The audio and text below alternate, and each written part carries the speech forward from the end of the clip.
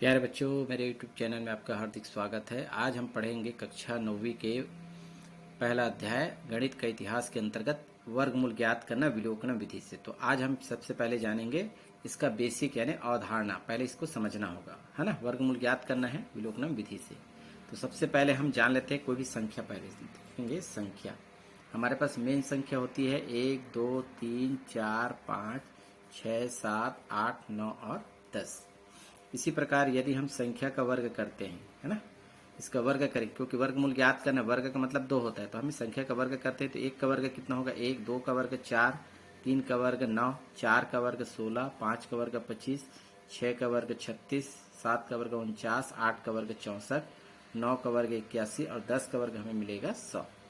ठीक है, इसे ध्यान में रखना है, आपको याद होनी चाहिए, है ना, मुखाग्र। इसके बाद हम बीजांग पहले हम निकाल चुके हैं, तो हम क्या क्या करेंगे, संख्या का वर्ग जो निकला हुआ है इसका हम बीजांग ज्ञात करेंगे। बीजांग का मतलब क्या होता है, दी गई संख्या को एक अंक में प्राप्त करना है जोड़ने के बाद। तो यहाँ पर एक अंक में है तो इसका क्या होगा, बीजांग एक ही होगा। 4 सिंगल है तो ये भी 4, इस सिंगल है तो 9। अब इसमें देखेंगे 6 कितना होगा 7 होगा, 5 और 2 7, 6 3 9। ठीक है, 9 4 13 होगा, और 13 को फिर जोड़ना पड़ेगा क्योंकि 13 दो अंकों की संख्या है। तो 3 और 1 कितना होगा 4, 6 4 10, 10 भी 2 अंकों की संख्या है, 10 को फिर जोड़े 1 और 0 1 होगा, 8 1 9, और इसको आपस में जोड़ेंगे तो क्या आएगा 1 आएगा। इस तरह से इस संख्या के वर्ग का हम बीजांग ज्ञात कर लिए। आपको मौखिक रूप से आपको याद करना होगा वर्ग संख्या की इकाई। ध्यान देंगे, वर्ग संख्या की इकाई आपको उदाहरण बताए जाएंगे तो आसानी से समझ में आएगा। उसके बाद निकालेंगे वर्गमूल संख्या की इकाई। ध्यान देंगे आप, है ना। यदि कोई भी संख्या का यदि हम वर्ग ज्ञात करते, वर्ग संख्या रहता है और उसके, है ना, एक रहता है। ठीक है, इकाई में यदि कोई एक है, किसी भी संख्या का वर्गमूल ज्ञात करना है तो वह संख्या किससे प्राप्त हो सकता है, वह संख्या 1 से प्राप्त होगा या 9 से प्राप्त होगा। कैसे प्राप्त होगा, देखेंगे 1 का गुना 1 से करेंगे तो 1 आएगा, यानी वह संख्या 1 से प्राप्त हो रहा है ना। 9 का 9 से गुना करेंगे, 9 9 81, देखेंगे 9 9 81, तो इकाई में क्या आ रहा है 1। और यहाँ पर भी देख रहे हैं 1 कहाँ से आ रहा है, यहाँ से, यानी एक जो संख्या प्राप्त होगा वो 1 से, है ना, और यहाँ से। तो इसका मतलब वह संख्या किससे प्राप्त हो रहा है, 1 से हो रहा है और 9 से प्राप्त हो रहा है। ध्यान देंगे। इसी प्रकार यदि हम देखेंगे 4, 2 तो प्राप्त नहीं, है ना, इसमें देखेंगे 4, यदि इकाई में कोई 4 है तो इकाई में 4 देखो, यहाँ पर इकाई में 4 यहाँ पर है, इकाई में 4 यहाँ पर है, तो वह संख्या 8 से प्राप्त होगा या फिर 2 से प्राप्त होगा। तो यह 2 या यहाँ पर लिखेंगे 8 से। इसी प्रकार है 5, 5 देखेंगे 25 में 5 आता है केवल, तो यहाँ पर इकाई में क्या है 5, वह संख्या किससे प्राप्त होगा, केवल 5 से। इसी प्रकार 6 के लिए देखते हैं, 6 कहाँ पर है, यहाँ पर 16 में 6 है, तो 16 किससे प्राप्त हो रहा है 4, 4 का 2 बार गुना करेंगे तो 16 आता है, तो वह संख्या 4 से प्राप्त होगा। और दिखाई दे रहा है 36, 36 में 6 है, यह भी 6 से प्राप्त हो सकता है, यानी कि इसका उत्तर 4 या 6 में से होगा। इसी प्रकार आता है 9, है ना, इकाई में कहीं पर भी और नहीं दिख रहा है 6, है ना, यहाँ पर 1 के बाद इकाई में कहीं 2 नहीं है, 3 नहीं है, ये नहीं हो सकता। 4 हो सकता है, 5 हो सकता है, 6 हो सकता है, 7 नहीं है। अब इकाई में क्या है 8 भी नहीं है, इकाई में क्या है 9 है, यहाँ पर दिखाई। तो 9 किससे प्राप्त हो सकता है, 3 से। यहाँ पर इकाई में 9 है, यह 7 से प्राप्त हो सकता है, 9 आ जाएगा, तो वह संख्या 3 या 7 से प्राप्त होगा। अब शून्य की बात करें, शून्य तो केवल शून्य का वर्ग करेंगे तभी प्राप्त हो सकता है। इस तरह से ये मौखिक रूप से आपको याद होनी चाहिए, तभी हम क्या कर सकते हैं, किसी भी संख्या का वर्गमूल ज्ञात कर सकते हैं। सीधे हम चलते हैं प्रश्न की ओर। एक प्रश्न आपको बताया जा रहा है, ध्यान देंगे आप।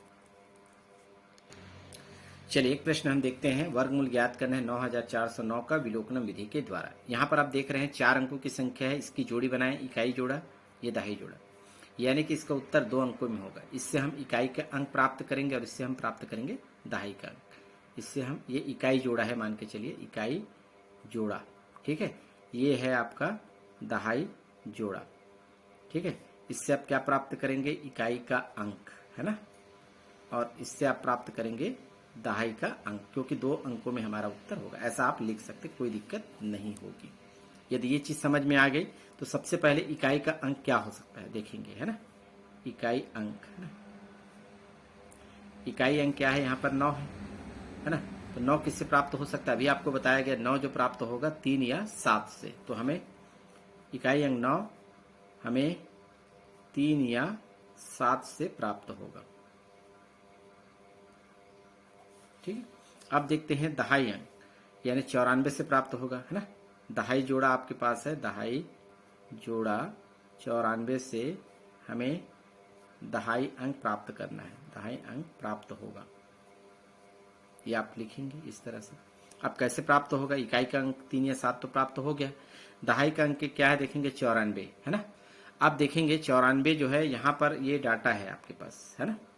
अभी जो लिखे थे ये वाले संख्या का वर्ग, इसमें जो है 94, है ना, किस अंक पर आएगा? यहाँ पर देखेंगे 25 94 से तो बड़ा है ना। 25 जो है यहाँ पर देख पा रहे हैं, ये छोटी संख्या है, इससे आगे 94 देखना है कहाँ पर मिलेगा। ये भी नहीं आएगा, 64 भी नहीं आएगा, 81 से ज़्यादा है 94, है ना, लेकिन 100 से क्या है, कम है, यानी कि 81 और 100 के बीच में आ रहा है, तो है ना 94 जो है इन दोनों के बीच में आएगा। तो यहाँ पर आपको देखना है छोटी संख्या कौन सी है, 81 है, और 81 किससे प्राप्त हुआ है? 9 से। 9 या 10 में से चयन करना है कोई भी छोटी संख्या, तो आपको 9 का चयन करना है। ठीक है, तो दहाई अंक आपको प्राप्त हो गया 9। लिखेंगे दहाई अंक 9 होगा, अर्थात इसका मतलब क्या हो गया, दहाई, है ना, दहाई अंक क्या है 9 लिखेंगे, और इकाई में 3 या 7, अर्थात हम लिख सकते हैं कि हमारा उत्तर क्या हो सकता है, इकाई में 3, है ना, 3 लिखेंगे और दहाई में 9 यानी 93, या फिर इकाई में लिखेंगे 7 और दहाई में लिखेंगे 9 97। 93 या 97 में से हमारा उत्तर होगा, है ना, हमारा उत्तर 93 या 97 में से होगा, कोई एक उत्तर हो सकता है। अब कैसे जानेंगे कि दोनों में से कौन सा उत्तर हमारा होगा? तो अभी हम मौखिक विधि से पढ़े हैं 93 और, है ना, 97 के बीच संख्या, बीच की संख्या क्या होगी, 95 होगी। ठीक है, आप देख सकते हैं, देखिए 93 94 95 96 97 और, है ना, तो बीच में क्या आ रहा है, 95 आ रहा है, देख रहे हैं। इसका वर्ग कितना है, इसका वर्ग कर दे 95 का वर्ग, अभी मौखिक ज्ञात किए थे। 5 का वर्ग कितना होता है, 25, 9 के आगे क्या आता है, 10, तो 9 दहाम 90। यदि हम इसको थोड़ा सा सॉल्व कर दे, 95 है बराबर, इसका वर्ग का पक्षांतर करेंगे तो वर्गमूल हो जाएगा, तो वर्गमूल क्या हो जाएगा, 9025। आप देख पा रहे हैं कि 9025 का वर्गमूल कितना हो रहा है, 95 हो रहा है।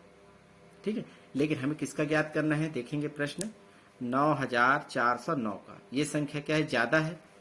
देखेंगे 9025 से यह संख्या क्या है, ज्यादा है, तो इसका ये ज्यादा होने के कारण इसका आंसर भी क्या होना चाहिए, बड़ा होना चाहिए। तो कौन सा होगा, 93 या 97, क्योंकि 93 नहीं हो सकता, क्योंकि 95 का 9025 हो रहा है, 93 का करेंगे तो और इससे छोटा आएगा, तो इससे बड़ी संख्या क्या है हमारे पास, 9409, तो बड़ी संख्या है तो बड़े अंक आपको लेना है, तो हमारा उत्तर क्या होगा, 97 होगा, है ना।